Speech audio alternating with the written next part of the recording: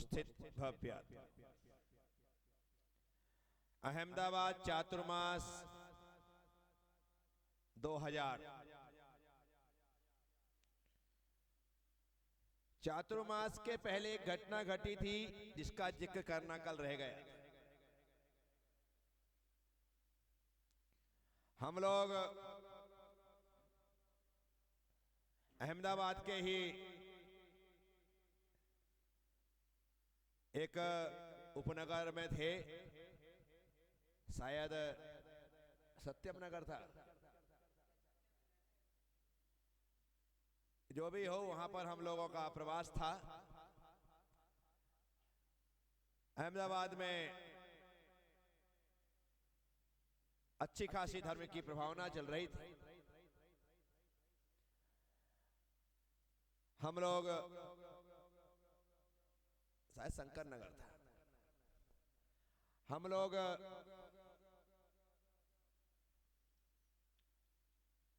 सुबह शाम प्रवचन आनंद यात्रा आदि सब कार्यक्रम करते थे। एक बिल्डिंग थी, पुरानी थी, मंदिर की थी,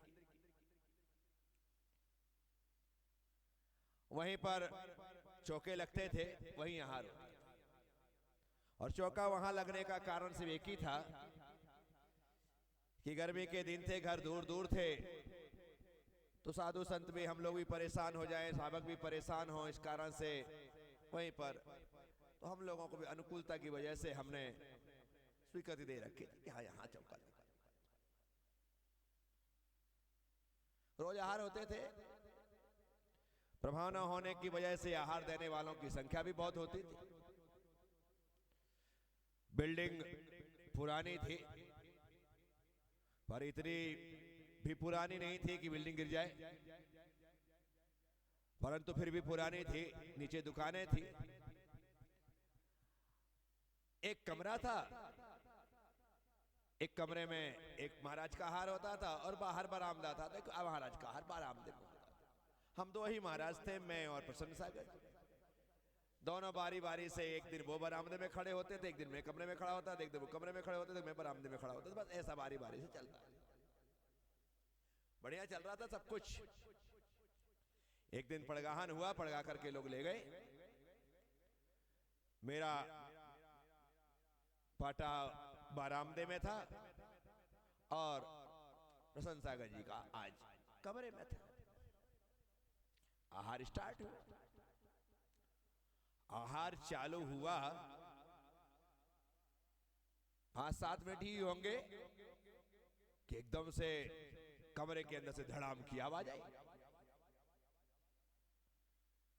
मैं आहार कर रहा हूं, धड़ाम की आवाज के साथ साथ एक साथ धूल धुआं सा बाहर उड़ करके आया। मैंने कहा हूं, तो लोग कहते कुछ भी नहीं, कुछ नहीं हुआ महाराज, ऐसे ही थोड़ा धुआं आ रहा बाहर। ठीक भाई, आवाज जोर की धड़ाम की आई है और लोग कह रहे कुछ नहीं, आप तो आहार करो।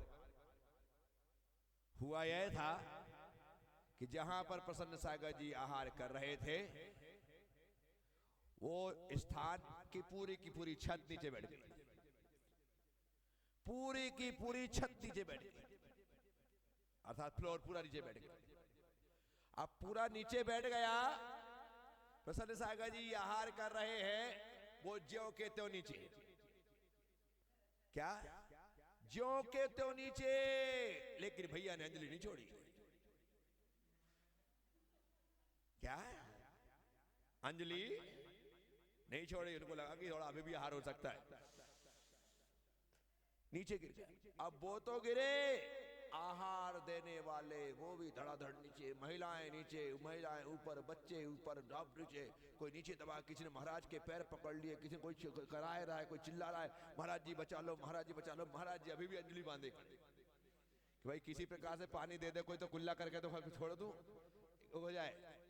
तो अंतरा ही था, लेकिन प्रसन्न सागर जी थोड़ी मस्ती उनकी लाइफ का एक हिस्सा है, गिर पड़े हैं सब कुछ है, फिर भी मस्ती सूझ रही। ठीक है, बाहर पांव डाल, एक महिला ने पांव पकड़ लिया, महाराज मुझे बचा लो। अरे तेरे को बचा लो, खुद तो बचाओ, तेरे को बचाओ, खुद को बचाओ या तेरे को बचाओ। सब चिल्ला रहे, कोई समझ में नहीं पड़ रहा है। मैं बाहर आहार कर रहा हूं, अभी भी मुझे देने वाले कोई अंतर नहीं है। मैं ये आहार कर रहा हूं, यहाँ कमरा है, वहां पे सब कुछ चल रहा है, नीचे गिर चुके। अब देखो मजा, एक व्यक्ति हवा कर रहा था तो खिड़की जाली पकड़ के हवा कर रहा था। एक उससे गर्मी के दिन थे, छत नीचे ऊपर लटका है, वो जो हवा कर रहा है, ऐसी स्थिति, वो नीचे वो लटकाई है बिल्कुल, छत नीचे गिर चुकी। अब उतरे तो उतरे कैसे? ऐसे पकड़ के जाली पकड़ के लटका हुआ है। अब ये सारे के सारे दृश्य मुझे पता नहीं, मैं आहार कर रहा हूं और ये बाहर अंदर सब कुछ चल रहा है। अब नीचे वाले का देखो पुण्य, नीचे दुकान थी, दुकान में एक व्यक्ति जिसकी दुकान थी वो अंदर स्टोव चालू करके चाय बना रहा था। क्या बना रहा था? चाय बना रहा था। अब चाय बना रहा था, यहाँ पर स्टोव चालू करके चाय बना, तो उन्होंने चाय स्टोव बंद कर दिया, चाय पकती हुई बाहर ग्राहक आ गए तो बाहर चला गया। कहाँ चला गया? बाहर चला गया, अन्यथा बच्चों के छत पे ही छत गिरती, सिर पे ही छत आती। तो वो बाहर ग्राहक आने की वजह से वो बाहर गया, छत गिर गई, चाय भले गिर गई लेकिन आदमी बच गया। अन्यथा नीचे जो व्यक्ति होता और छत गिरती तो वो निश्चित तौर पर बहुत बड़ी अनहोनी हो जाता है। छत के साथ नीचे जाने से हाथ पांव में खरोच आ सकती है, फ्रैक्चर आ सकते हैं, लेकिन कोई मरेगा नहीं। लेकिन कोई नीचे और ऊपर छत गिर जाए तो आदमी मर सकता है। वो व्यक्ति का पुण्य था, बाहर ग्राहक आया, भीतर स्टोव बंद कर दिया, चालू रखता तो हो सकता है कि आग पकड़ लेती, कुछ भी हो जाता, लेकिन बंद थी, हो गया। अब देखो मजा, यहाँ पर महाराज ने देखा कुछ संभव नहीं है। अब उन्होंने अंजलि अंजलि छोड़ी, जितना जो मुंह में जूठापन था उसे यूं ही थूक थाक करके बाहर निकाला, अंतराय करके आ गए। अब ये सब कुछ चल रहा है, मुझे पता नहीं, अभी मुझे पता, इतने में एकदम से सायरन बजाते हुए एम्बुलेंस आई, उसकी आवाज कर दो। और मैंने कहा कि वे मेरे को गफलत में रख रहे हैं, कम से कम महाराज जी के आहार हो जाएं, इसलिए मुझे सच्चाई बता नहीं रहे। एम्बुलेंस आ गई, फायर ब्रिगेड जैसी गाड़ियां, जो गाड़ियां होती, सुरक्षा कर्मी आ गए, पुलिस लोग इकट्ठे होने लगे बाहर, इकट्ठी। मैं देखने लगा कि हुआ क्या, बाहर भीड़ इकट्ठी हो गई। मैंने कहा 100% कोई घटना घटी है, या तो सिलेंडर फटा है या कुछ हुआ है जो मुझे बताया नहीं जा रहा है। ठीक है, मैंने फटाफट पानी पिया, अंजलि छोड़ करके बैठ गया। देखो तो भाई हो क्या रहा है, एम्बुलेंस का आने का मतलब क्या है, इतने लोगों के इकट्ठे होने का मतलब क्या है। पानी पिया, अंजलि छोड़ी, बैठ गया। बैठ करके मैं सीधे मंदिर में गया, तो वहां देखा हमारे भाई साहब प्रसन्न सागर जी हंसी में लगे हुए, मजे ले रहे, क्या बहुत मजे कर रहे हैं, मस्ती कर रहे हैं, सब पूरे मजे। वहां एम्बुलेंस, यहाँ इनको मस्ती सूझ रही है। मेरे को हुआ क्या, पता चला कि ये गाड़ी तो जैसी घटना घटी तुरंत फोन लगा दिया गया, तो इतने देर में चल करके आई है, लेकिन किसी को किसी प्रकार से एम्बुलेंस की जरूरत, कोई किसी को फ्रैक्चर नहीं हुआ। हाँ जरा किसी को खरोच आया, कुछ हुआ। अर्पित था हमारे कोटा वाला, वो भी, जबकि वो उस दिन में उस पे ना रहा, वो रोज मुझे आहार करवाता था, रोज आहार मुझे करवाता था। उस दिन कोई बात हो गई, उस पे ना रहा, मैंने आज तेरे से हाल लूंगा नहीं, भाग यहाँ से, उसको भगा दिया। बेचारा वहां गया, वो शिकार हो गया, नीचे गिर गया, उसको यहाँ पे लग गया था, एक दो टाके आए थे उस पे। तो ऐसी घटना घटी। तो कई बार कई प्रकार की स्थितियां घटित हो जाती हैं, लेकिन साधु जीवन जीने वाले लोग इन घटनाओं को भी आनंद बना लेते हैं और आनंद के साथ ही उसे हंस करके डाल देते, बिल्कुल आनंद के साथ। हो गया तो हो गया, अब तो उसके लिए रोने से क्या फायदा है। तो ऐसी घटना घटी। फिर उसी अहमदाबाद में हमारा चातुर्मास हुआ। चातुर्मास की बात मैंने कल आपको बता ही दी थी कि किस प्रकार से बारिश हुई और वो कैसे पानी में तैरते हुए वो भक्तगण मंदिर पहुंचे, लेकिन चातुर्मास की स्थापना का कार्य कैंसिल कर दिया गया था। अब समय पर हमारा पुष्पदंत नगर में मंगल प्रवेश हुआ, चातुर्मास की स्थापना हुई, चातुर्मास का शुभारंभ हुआ। अद्भुत नजारा है कि एकदम जंगल खेत पड़े हुए स्थान को नगर बसा करके साधुओं का चातुर्मास करवाना ये बहुत बड़ी बात है। और हम लोग वहां पर चातुर्मास कर रहे, पब्लिक देखो, सुबह दोपहर शाम गजब लोग, एक तरफा नाम चल रहा है। और धर्म की प्रभावना हो रही। प्रवचन में लोग आहार आदि में देखो तो एक साथ 50-50, 100-100 लोग पढ़ाने के लिए खड़े हैं, 2-2, 4-4 चौके वहां पर लगा रहे हैं। गजब ही होता है। और सबसे बड़ी बात वहां के चातुर्मास समिति की, जो अध्यक्ष थे, मंत्री थे, कोषाध्यक्ष थे, उपाध्यक्ष थे, ये 4-5 लोग 4 महीने मेरी ख्याल से घर नहीं गए, वहीं पे 24 घंटे पड़ रहे थे। बाहर हमारे बना रखा था थोड़ा सा स्थान, वहीं पर दिन भर बैठना, वहीं पर लेट जाना, वहीं लुढ़क जाना, वहीं खा लेना, जाना ही नहीं। पूरी तरह से तन मन धन से समर्पित होकर के सेवा की थी। ऐसा वह चातुर्मास चलता रहा। उसी चातुर्मास में मैंने पहली बार मेरी भावना पर 16 प्रवचन किए थे। बाद में वही 16 प्रवचन की एक किताब मेरी किताब के नाम से प्रकाशित होकर के लोगों के हाथों हाथ गई। उसी चातुर्मास में हमने विद्वत गोष्ठी का बहुत बड़ा आयोजन रखा था। अहमदाबाद जैसा शहर था, देश के बड़े बड़े विद्वान, जिसमें प्राचार्य नरेंद्र प्रकाश जी, जैन शिवचरण जी जैन, ऐसे बड़े बड़े विद्वान जो थे उसमें आमंत्रित थे।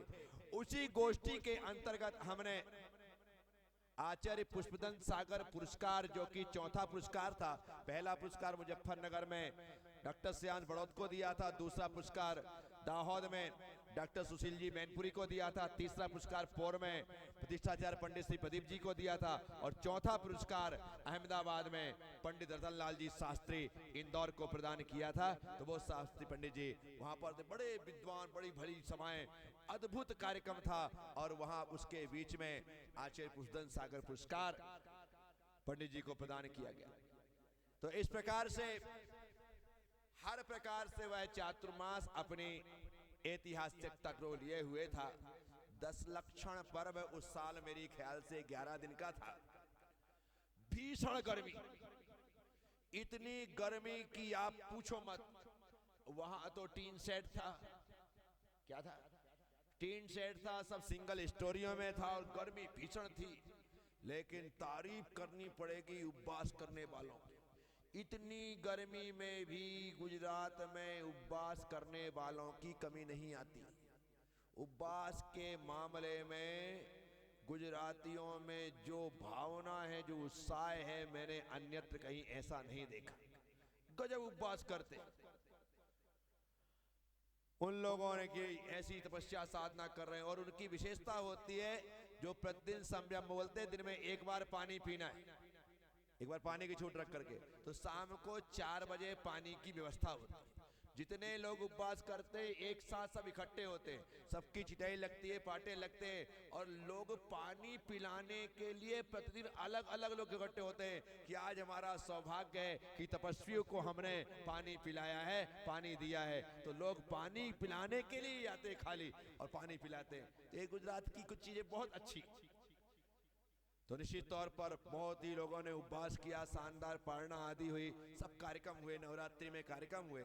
अब हम लोगों की मानसिकता बनी कि हमें अब अहमदाबाद से तीर्थराज सम्मेद शिखर जी की यात्रा करनी चाहिए। क्या? क्योंकि हमारी चातुर्मास समिति, पूरे 16 रोड के लोग बिल्कुल महाराज श्री हम यात्रा करवाएंगे, हम यात्रा करवाएंगे, हम यात्रा करवाएंगे, पूरी सम्मेद शिखर तक की। मैंने कहा भाई सम्मेद शिखर जी कोई पास में है क्या? बहुत दूर है सम्मेद शिखर। बोले कितना भी दूर हो, कितना भी समय लगे, सम्मेद शिखर जी की यात्रा करवाने की जिम्मेदारी हमारी।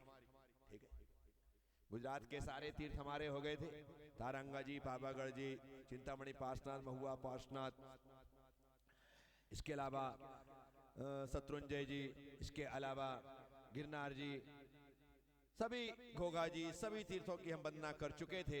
इसलिए गुजरात में कहीं जाना था नहीं। हम लोगों ने भी स्वीकृति दे दी कि ठीक है, अहमदाबाद से सम्मेद शिखर जी की यात्रा करें। 22 नवंबर बिहार का दिन निश्चित हुआ। 22 नवंबर बिहार का दिन निश्चित, पर बिहार का दिन निश्चित हुआ उससे पहले ही मुझे बैक पेन प्रारंभ हो गया, कमर दर्द। चौथे पांचवें मनके में जो गैप आकर के नस फंसती है, दबती है, बस वो चालू। डॉक्टर ने कहा बेड रेस्ट। अरे कोई साधु बेड रेस्ट करता है क्या? ये तो गुड रेस्ट वाले लोगों को तुम बेड रेस्ट बोल रहे हो। मैंने कहा वो नहीं हो सकता, वो तो करना ही पड़ेगा, आपको 21 दिन तो बेड रेस्ट जरूरी है।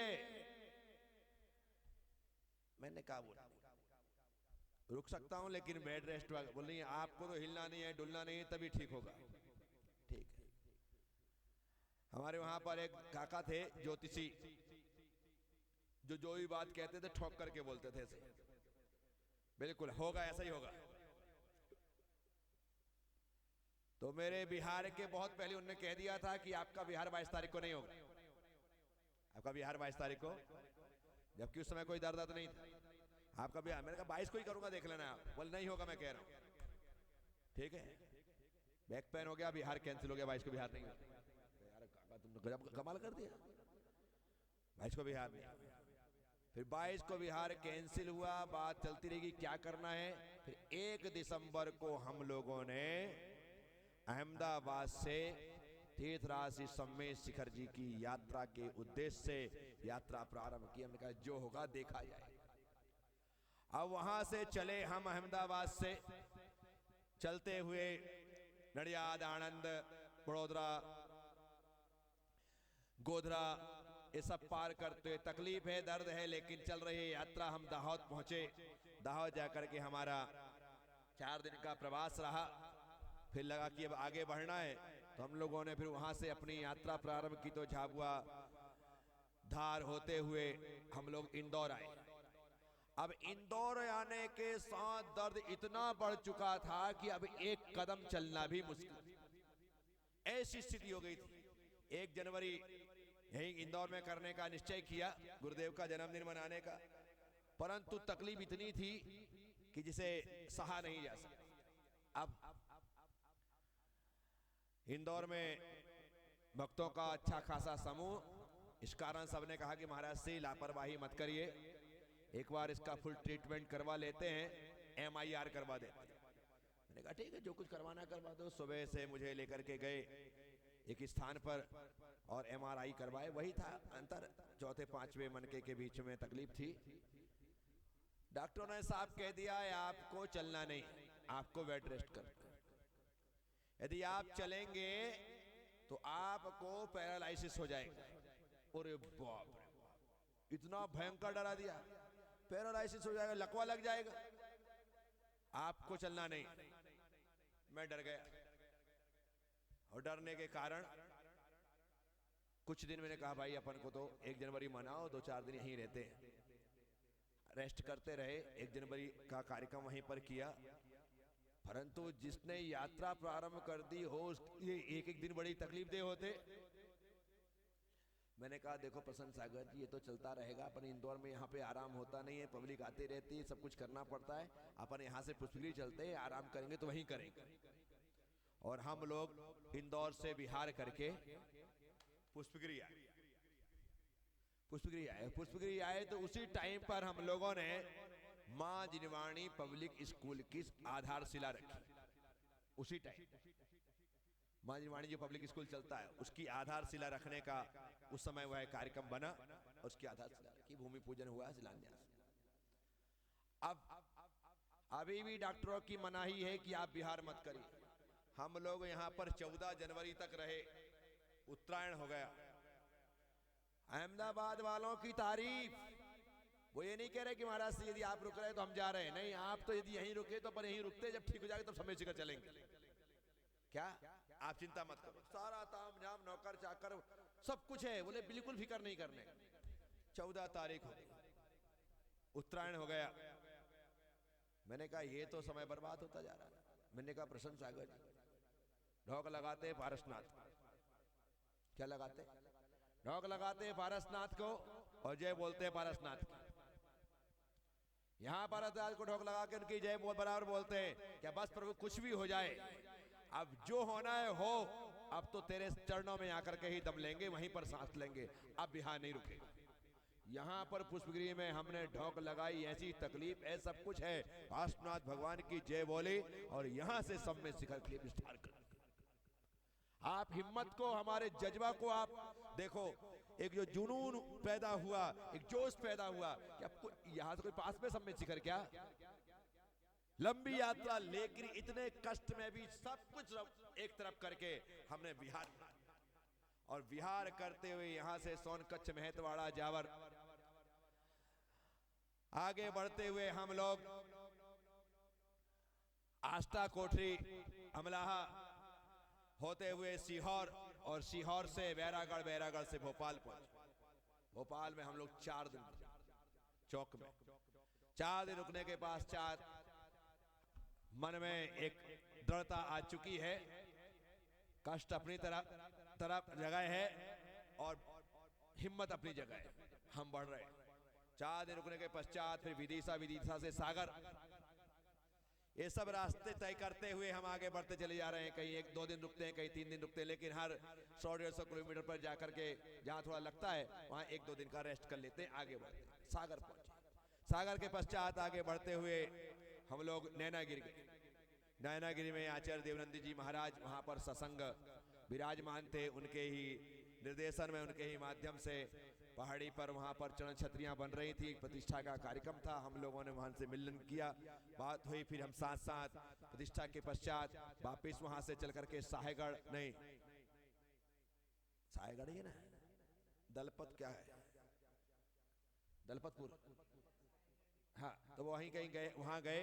वहाँ जाने के पश्चात हमारा वहाँ महाराज जी के साथ साथ फिर वो तो वहीं रुक गए, क्योंकि महाराज जी साहेगढ़ के थे। फिर हम लोग आगे बढ़ते हुए छतरपुर पहुंचे, क्योंकि छतरपुर हमारा एक लक्ष्य था, और लक्ष्य इसलिए था क्योंकि वो छतरपुर मुनि श्री प्रसन्न सागर जी महाराज की जन्मभूमि थी। और छतरपुर का लक्ष्य लेकर के हम लोग दलपतपुर, साहेगढ़ आदि होते हुए अब सीधा हमारा एकमात्र लक्ष्य है छतरपुर पहुंचना, लेकिन उससे पहले द्रोणागिरि जी की वंदना करना, उससे पहले द्रोणागिरि जी की वंदना करना। अब हम द्रोणागिरि जी पहुंचेंगे, उसके बाद छतरपुर आदि कैसे चलेंगे, ये सब चर्चाएं हमारी कल होंगी। तब तक के लिए ओम नमः, सबसे क्षमा, सबको क्षमा, जय गुरुदेव, जय महावीर।